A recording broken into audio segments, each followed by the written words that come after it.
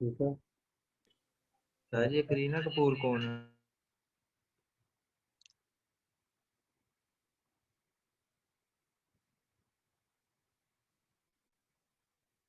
आज कितने बड़े अननोन लोग आ रहे हैं। पर्सन कौन है? सर जी अजीब अजीब नाम के लोग सर बैठे हुए हैं सर। इसको मैं ब्लॉक कर देता हूँ, रिमूव कर दूंगा। सर करीना कपूर भी डीसी पढ़ रही है।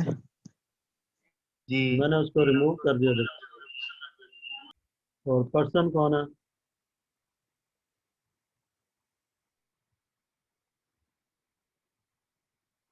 मीटिंग लॉक कर रहा हूँ। अच्छा, no one else can join.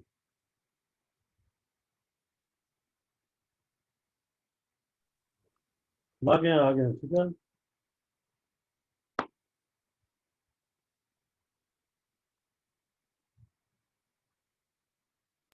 Sir ऐसा ना आ रहा है अभी। हाँ, सर क्या ऐसा कह रहे स्पीक आ रहा है अभी। भैया? आप कोई भी इंटर नहीं हो सकता, मैंने ब्लॉक कर दिया।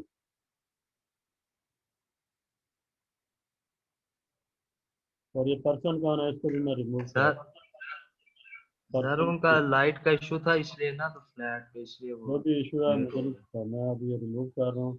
पर्सन की मुझे नहीं पता कौन कौन है।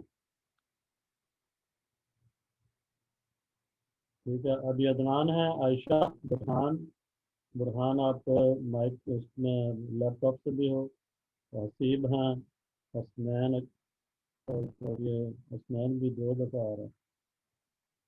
और मोहम्मद इब्ने कबीर और जाद खान। ठीक है।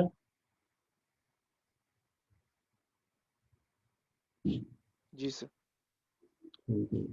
अच्छा, अब स्टार्ट करते हैं। Today we have at lecture number 19 and this is week 12 and topic is BJT biasing, chapter 4 and section 4.3 and 4.4 of your textbook. Sir screen आपकी शो नहीं हो रही sir. Okay.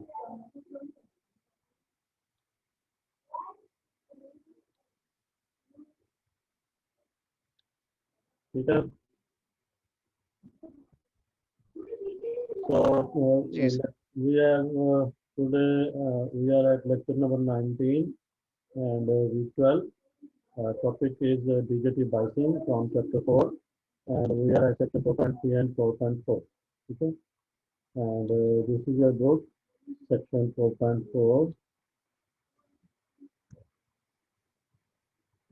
4.3, fixed bias configuration. Okay. Sir आवाज नहीं ठीक आ रही आपकी। 1 minute.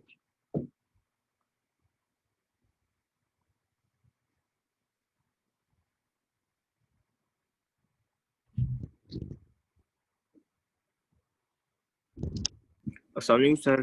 जी वालेकुम सलाम। जी बताएं, अभी आवाज़ आपको ठीक आ रही है? Yes sir. ठीक है। तो आज हम कर रहे हैं fix bias configuration, section 4.3 first of all, and then we will move on section 4.4 in the later part of this class. This is the fixed bias configuration of our BJT amplifier. Okay.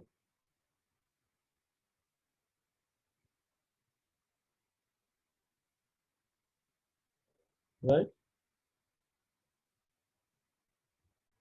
Yes. Okay. In this circuit, you can see this transistor is used, is connected to be used as an amplifier. Here you can apply the AC input signal to this capacitor to the base of the transistor. Okay. And the amplified output that this circuit will produce is taken from the collector to this capacitor here at the output. So this is the AC output signal and this is AC input signal. Okay. So this transistor connected with this circuit can be used as an amplifier to amplify any AC signal that is applied here, and it will give me an output which would be amplified at the output of this circuit. ठीक है, तो इसको input पे AC देंगे और output पे भी AC आपको प्रोवाइड करेगा, बट एम्पलीफाई करके प्रोवाइड करेगा। ठीक है, कैसे करेगा ये अभी हम बाद में देखेंगे कि ये AC सिग्नल किस तरह का होगा और ये ट्रांजिस्टर किस तरह से इस AC सिग्नल को एम्पलीफाई करेगा। ठीक है, अभी हम जो एनालिसिस कर रहे हैं वो DC एनालिसिस परफॉर्म करेंगे in this chapter, and the purpose of the DC analysis is to create an operating point in the active region of the transistor characteristic। ठीक है, जो हमने आउटपुट कैरेक्टरिस्टिक्स देखी थी लास्ट क्लास में, उसमें हम इस ट्रांजिस्टर को बाइस करके, DC बाइस करके इसका ऑपरेटिंग पॉइंट सेट करना चाह रहे हैं इनटू द एक्टिव रीजन। ठीक है, तो अगर मैं दोबारा से वो फिगर आपको दिखाऊं,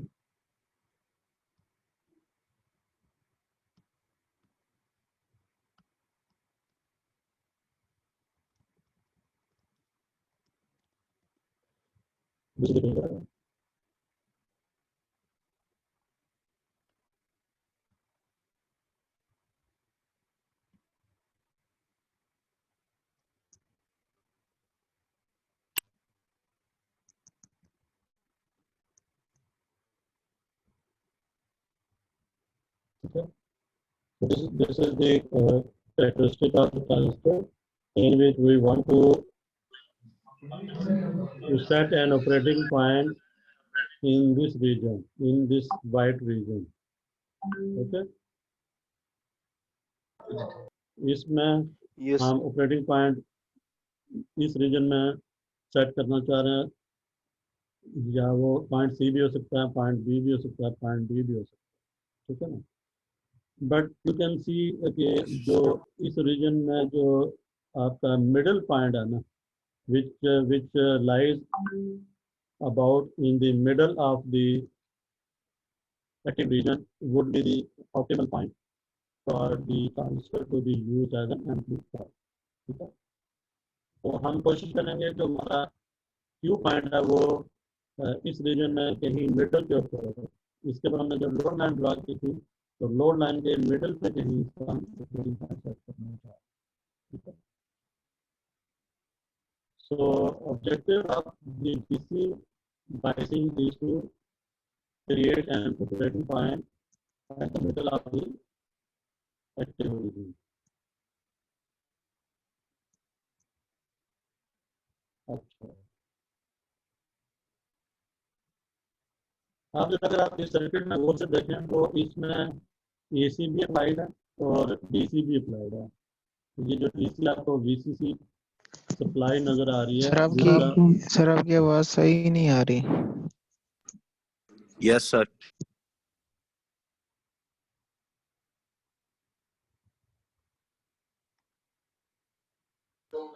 यस सर।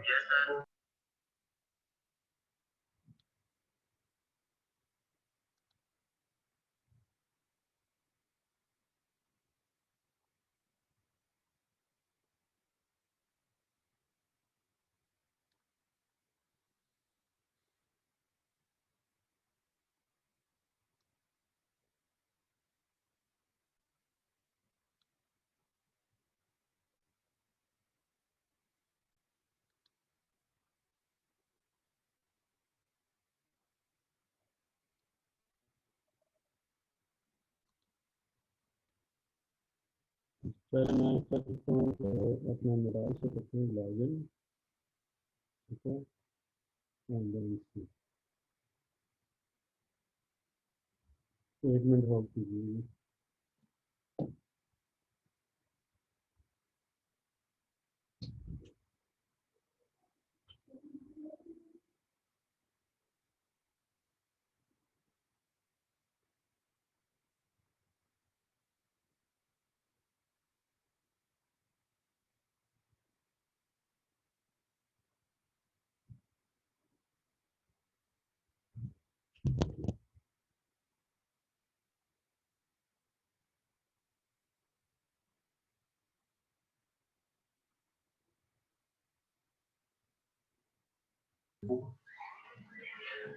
सर जी हम एक ही लैपटॉप से वो लॉगिन हुए हैं। मैं एसएन जो है सर अदनान के साथ हूँ सर। यूनिवर्सिटी आए हुए हैं सर, लाइट नहीं है। ठीक है, कोई मसला नहीं।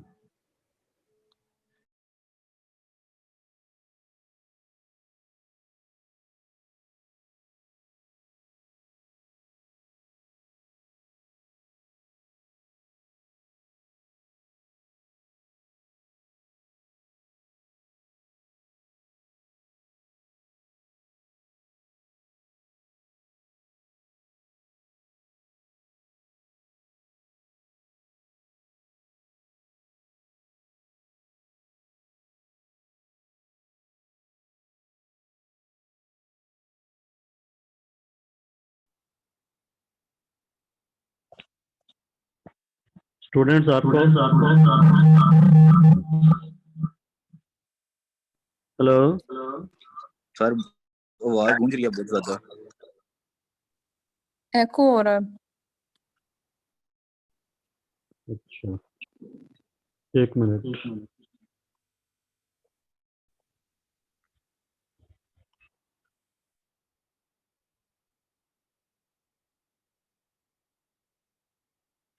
जी अभी बताएं, आपको आवाज क्लियर है? Yes sir, clear. Yes sir, clear ठीक है। है, ओके, अच्छा, ठीक है। अच्छा, मैं ये बात कर रहा था इस सर्किट की। इस सर्किट में हमारे पास अगर आप गौर से देखें तो दो इनपुट्स हैं, दो सप्लाई समझ लें कनेक्टेड है। एक एसी सिग्नल यहाँ पे अप्लाइड है, एसी सोर्स, ठीक है, और एक डीसी सोर्स यहाँ पे बैटरी कनेक्टेड है, ठीक है, जी सर। राइट। जी सर, बिल्कुल। तो इसका मतलब है कि किसी भी ट्रांजिस्टर को मैं अगर एज ए एम्पलीफायर यूज करना चाह रहा हूँ तो मुझे उसको एसी तो अप्लाई करनी ही करनी है, क्योंकि अब मैं इसको एज ए एम्पलीफायर यूज कर रहा हूँ तो एसी सिग्नल को मैं एम्पलीफाई करना चाह रहा हूँ। लेकिन साथ साथ मुझे डीसी भी अप्लाई करनी है, ताकि मैं उसको डीसी बायस करके उसका ऑपरेटिंग पॉइंट एक्टिव रीजन में कहीं मिडल पे सेट कर सकूं, ठीक है, सही sir.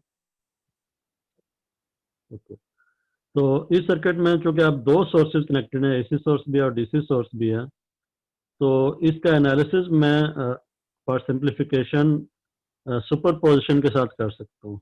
I can apply superposition to solve this circuit and to analyze this circuit.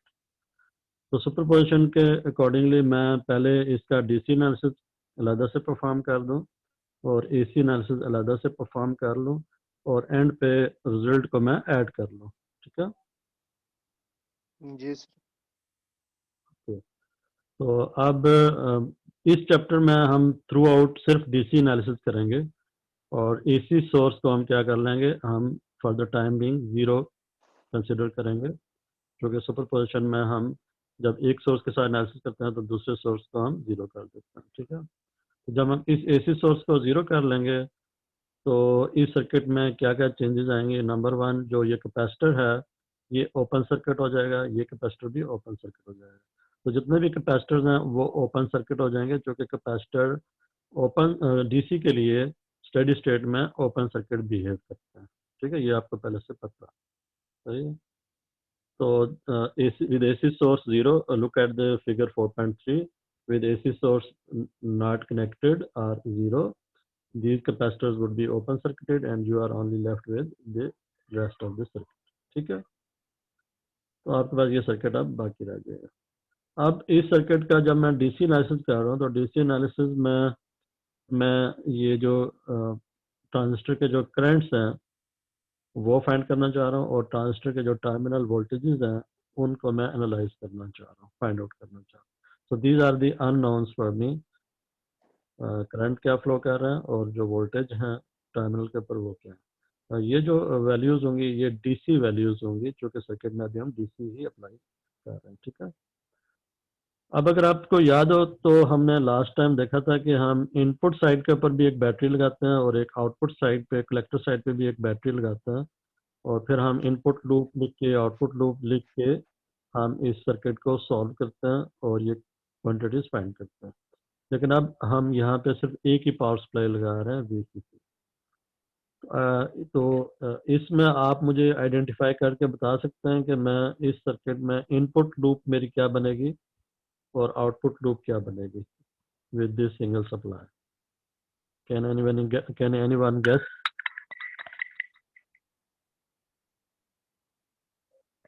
Ji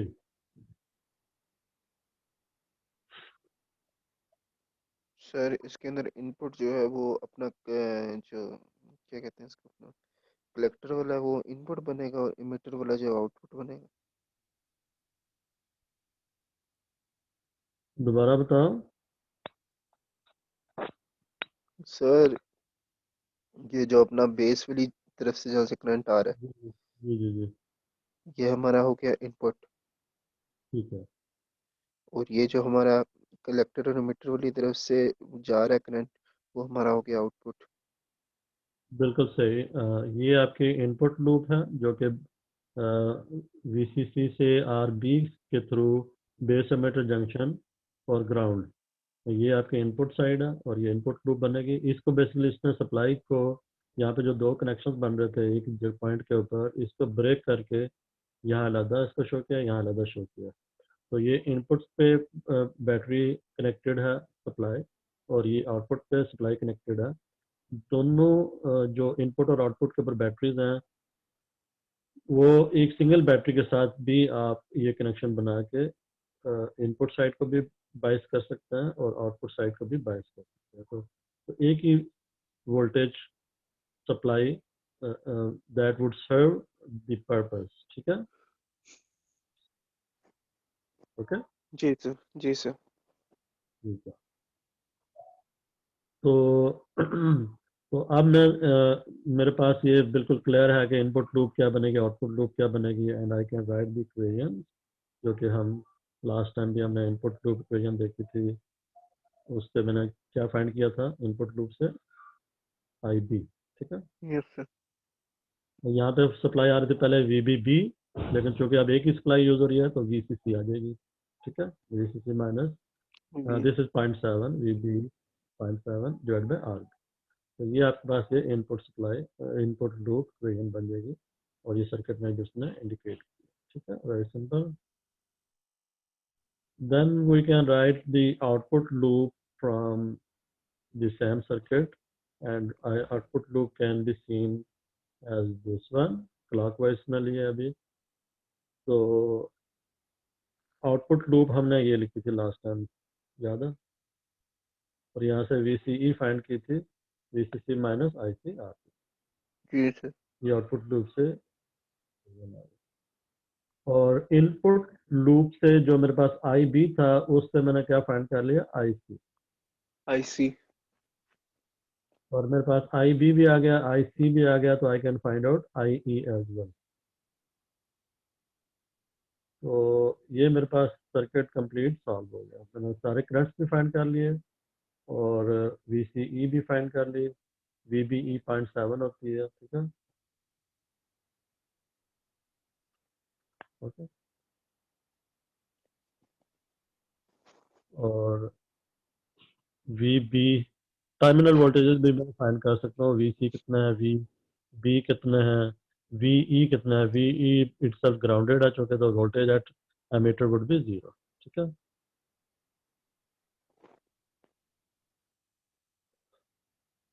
now let me do this example.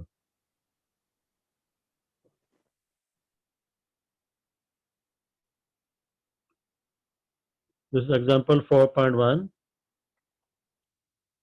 Determine the following for the fixed bias configuration of figure 4.7.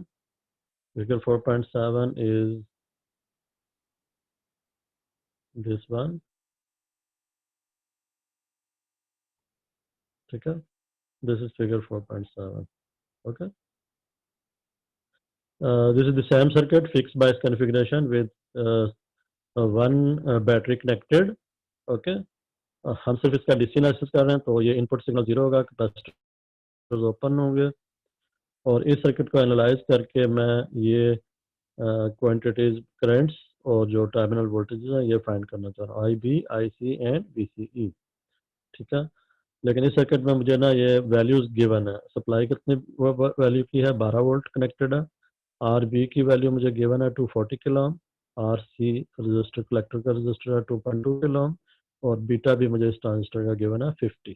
ठीक है, तो with this component values I have to find out base current, collector current, and collector to emitter voltage.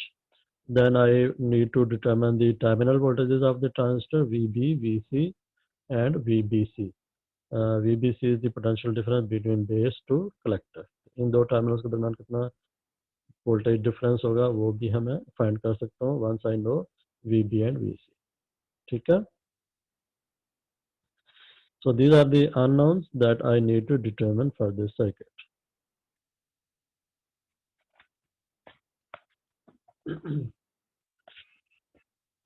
अच्छा students, इस meeting में hardly कोई 5-6 minute हैं, उसके बाद मैं आपको दोबारा लिंक शेयर करूंगा। ठीक है, ओके सर। आवाज आ रही है? जी जी सर, आ रही है। ओके, तो इन सारे सर्किट में जो डीसी एनालिसिस आप करेंगे उसमें आप हमेशा याद रखें कि आप स्टार्ट जो है वो इनपुट लूप से करेंगे, क्योंकि इनपुट लूप जो है उसके ऊपर आउटपुट लूप की क्वांटिटीज डिपेंड कर रही हैं। जैसे आप देखते हैं कि collector current is dependent upon the base current. अगर बेस में से कोई करंट फ्लो नहीं करेगा तो कलेक्टर करंट फ्लो नहीं कर सकता। ठीक है, तो इसलिए आप हमेशा सबसे पहले स्टेप में आप इनपुट लूप इक्वेशन लिखेंगे और उसके बाद फिर आप आउटपुट साइड का एनालिसिस करेंगे। ठीक है,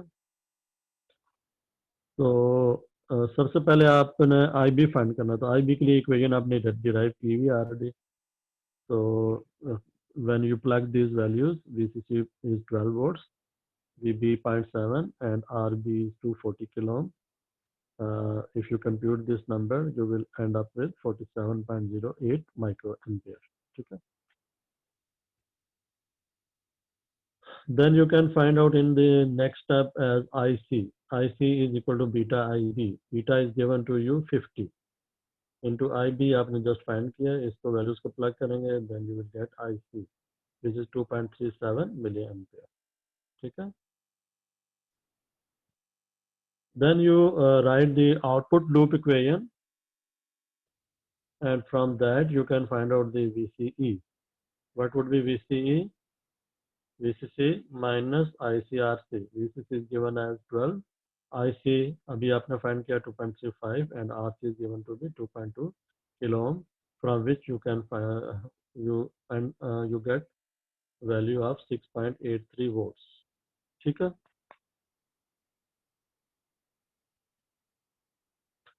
तो इसका मतलब कलेक्टर और एमीटर के दरमियान कितने वोल्टेज आ रहे हैं? 6.83 वोल्ट्स। अब अगर मैं आप में से किसी से पूछूं कि मुझे बताओ कि ये जो वैल्यू अभी आपको मिल रही है, इससे आपको क्या पता चल रहा है कि ट्रांजिस्टर किस रीजन में, एक्टिव रीजन में, कट ऑफ में, या सैचुरेशन में? जिससे मैं पूछूंगा वही बताएगा। ठीक है जी, अदनान आप बताएं, माइक ऑन कर लें और कैमरा भी।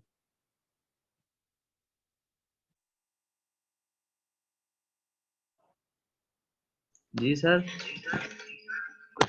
अदनान, मैंने एक क्वेश्चन किया आपसे और मुझे ना उसका आंसर चाहिए।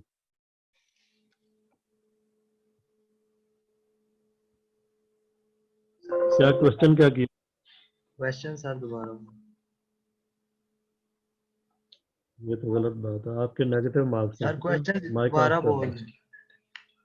नहीं बेटा, मैं दोबारा नहीं बोल सर सकता। नेट का जी वो है यहाँ पर। कोई बात नहीं, आप नेट अपना ठीक कर लें। बुरहान आप बताएं, माइक ऑफ करें अपना। जी बुरहान। जी सर। सर वो रीजन कौन कौन जी से जी, बताया आपने? कट ऑफ रीजन है, दूसरा कौन सा? बस ठीक है, फिर आप भी रहने दो। जी जी सर हसीब आप वो बताएं। रीजन भूल गए जो आपने बताया। बस ठीक है ना, हसीब आप बताएं। Yes sir. आप, मैंने क्वेश्चन किया, आप मुझे उसका आंसर चाहिए। जी सर। बताओ।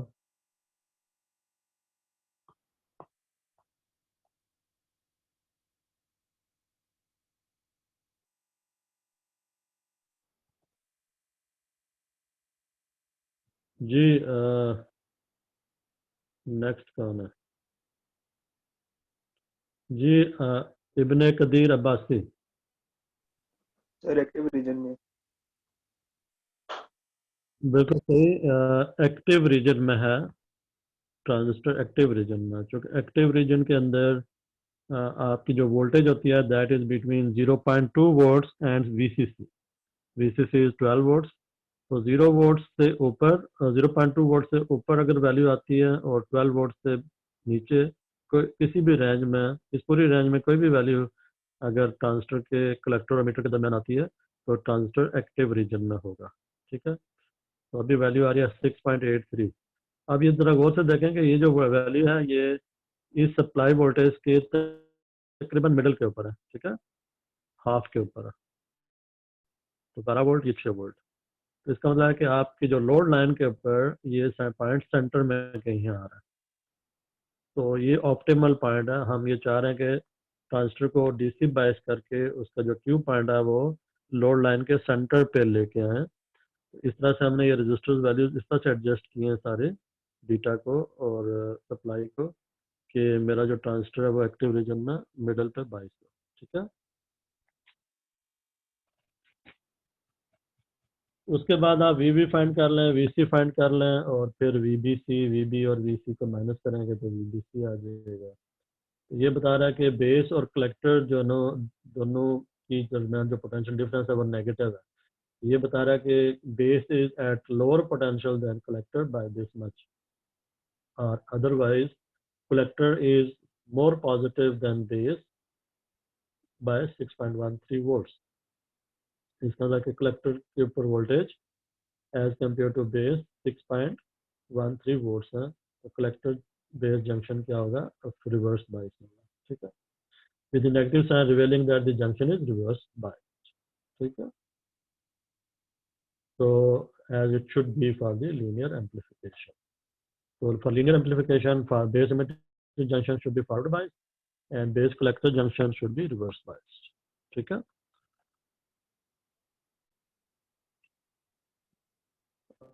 ये चीज़ हम पहले डिस्कस भी कर चुके हैं कि कलेक्टर जो ट्रांजिस्टर है वो कब सैचुरेशन में होता है, तो this is the saturation region, और इसमें जो आईसी सैट है वो इसकी मैक्सिमम वैल्यू होगी, जो वोल्टेज है that would be VCE sat, और ये इंडिकेटर्स हैं इसके। VCE would be approximately 0.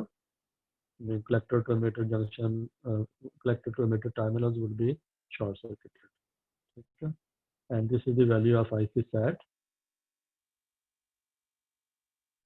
ठीक है, VCC by R। ये लास्ट क्लास में जो हमने इक्वेशन देखी। इसके बाद हम इसी सर्किट का लोड लाइन एनालिसिस अगर हम करना चाहें वो मैं अभी दूसरा सेशन ज्वाइन करेंगे दोबारा हम यहाँ से कंटिन्यू करते हैं। ठीक है।